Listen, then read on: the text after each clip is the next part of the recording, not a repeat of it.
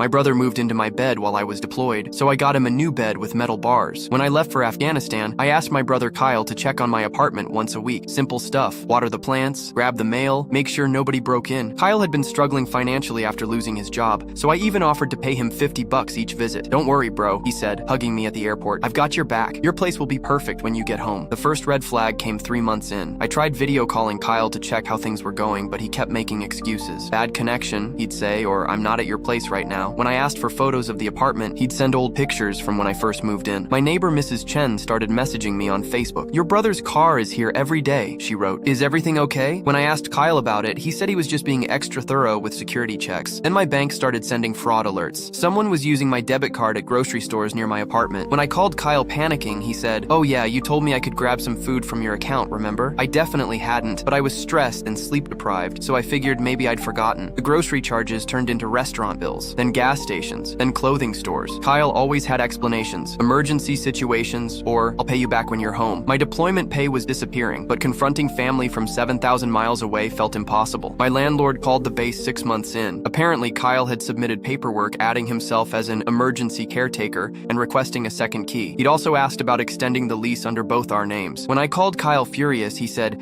"I'm just trying to help, man. What if something happens to your apartment while you're gone?" Mrs. Chen's messages got more frequent. Kyle's girlfriend was staying over. They were having loud parties. Package deliveries were piling up in Kyle's name. "It looks like he lives there now," she wrote. I started having panic attacks during missions. My own brother was stealing my life while I was risking mine for our country. 7 months in, I managed to get emergency leave and flew home without telling anyone. I wanted to surprise Kyle, maybe take him to dinner as a thank you for watching my place. I used my key to unlock my apartment door at 6 a.m. Kyle's girlfriend was cooking breakfast in my kitchen wearing my favorite college t-shirt. Kyle walked out of my bedroom in my bathrobe, saw me standing there with my duffel bag, and his face went white. "Oh hey," he said, after a long pause. "I've been staying here. Rent's expensive, you know?" My own brother had been living in my bed, using my Netflix, eating my food, and bringing dates over while I was getting shot at overseas. My coffee maker had his initials written on it in Sharpie. His toothbrush sat in my bathroom cup. My refrigerator was full of food I'd never bought. He'd changed my Wi-Fi password and told my neighbors he was house-sitting indefinitely. My own lease had his name added as a temporary guardian. Apparently, he'd forged my signature on some documents. I didn't explode, I didn't yell, I just smiled and said, "That's fine, but I'm back now." Kyle laughed and said, "Actually, I've got legal residency here now. You can crash on the couch if you want." His girlfriend nodded smugly from the kitchen. "Kyle's been taking really good care of this place." That's when I made the call. Turns out, identity theft and forging military documents is a federal crime. The FBI takes that stuff seriously, especially when it involves active duty personnel. Kyle's new bed has metal bars all right, and 3 roommates who don't appreciate document fraud. His girlfriend, she moved out the day the handcuffs went on.